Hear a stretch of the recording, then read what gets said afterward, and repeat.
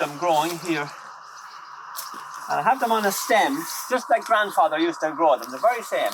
The very same. I kind of remember them. I would follow the way he had them. So you allow the stem to grow up, and then the willows, and you just keep cutting them back. It's kind of what they call pollarding, where you just cut them back to the same point each year. So I'm just showing you now.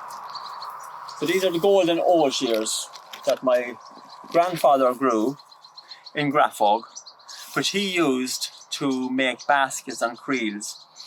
He was a farmer, but he had a great love of nature and the fields and the hedgerows and his sallies, or his Golden Osiers, which he used for his baskets. And he grew them exactly the same as I'm growing this one now. And then you can just see the little bit of gold coming in the stems here now. But as the autumn comes, those stems will get more coloured, more golden, less green, more golden. And then when the leaves falls off them and the weather gets cold, the real gold pigment and colour will come into those stems. It'll be absolutely gorgeous, really beautiful. So I've often planted them in people's gardens as an ornamental plant as well, because I just think they're fabulous plants. So I'm just going to cut one of them now just to show you. So you can just see and I just remove some of them there now. You can just see that lovely stem there. And you can also see how flexible it is and the movement of it, and how you could imagine how you could use it for making all kinds of shapes of baskets and things like that. I use them myself actually for living willows structures. So for kids, for children, you can make beautiful little igloos almost, little place, a little house where children could go in and play and shelter from the sun as well in the summertime. And it's very simple in the winter time. You can just insert those stems down into the soil and they root very, very easily. And then by weaving other stems through that to strengthen it up, you can create a lovely structure.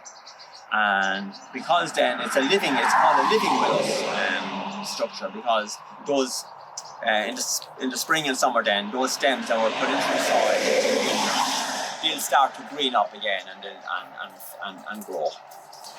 So it's just a matter of keeping it trimmed during the summer to maintain the shape of the structure. So they're just fabulous. And my grandfather was growing those, I suppose maybe in the 1950s, 60s, and he died in the early 1970s.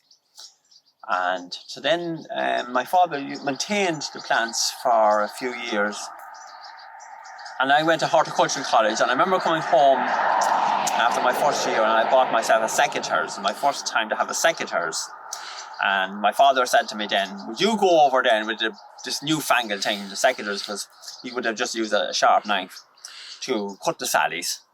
And so from then on, I started doing that. And then when I had my own place, I would have taken a piece of this very same one of my granddad's, and just simply in my new garden, I would just simply have brought a couple of stems and just, got them into the soil.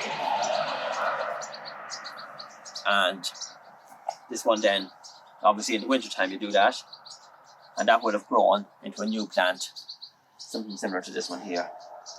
And no matter where I moved to after that, I would always bring this Golden Osier with me. So this one here is exactly the same, because it's vegetatively propagated. It's the same plant that my grandfather grew in Grafog back in the 1950s and 60s.